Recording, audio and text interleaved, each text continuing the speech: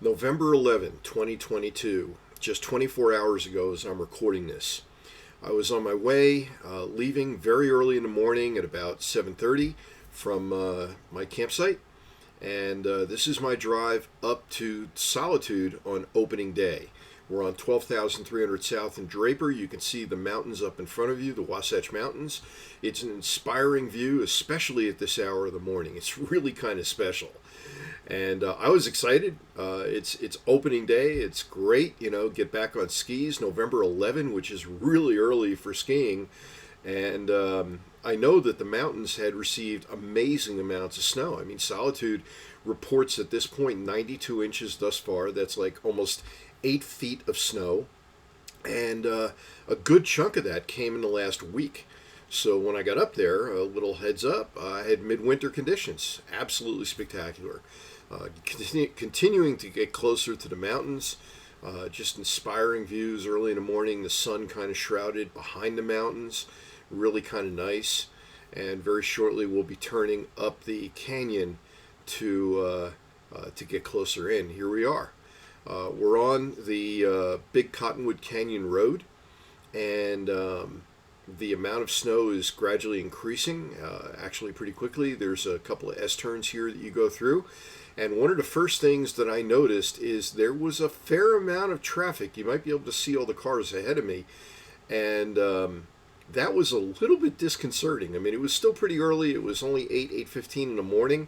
And that's normally an hour that isn't too crowded getting up to ski areas. But of course, Solitude being one of the few in this area that's open, it was really Solitude and Brighton, which is just beyond.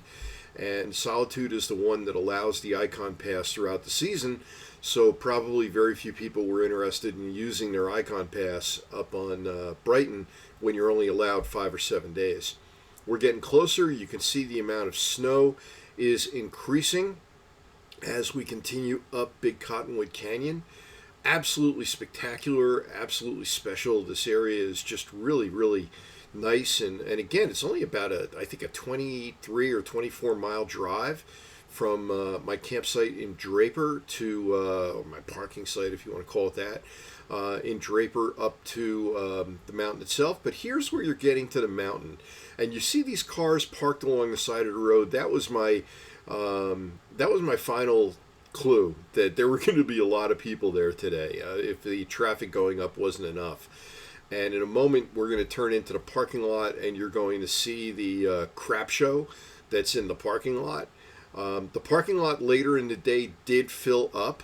It took actually about 15-20 minutes to get out of the parking lot when I did leave.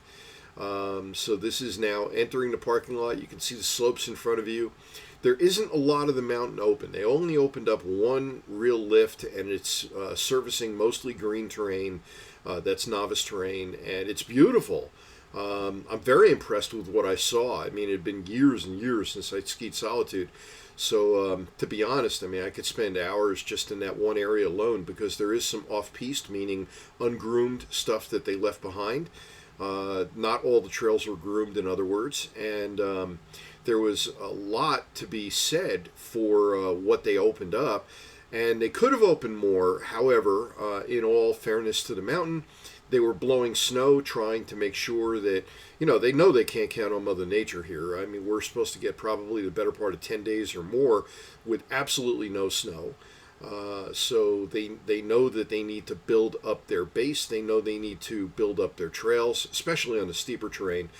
And given the fact that they were scheduled to open on the 18th and they opened up on the 11th, I'm quite certain that they were opening with a skeleton crew and did not have the full complement of staff that they would normally have in the middle of the winter in order to handle everything. You can see people here in the parking lot, both the public heading up to the lodge and the workers helping you to get to where you park.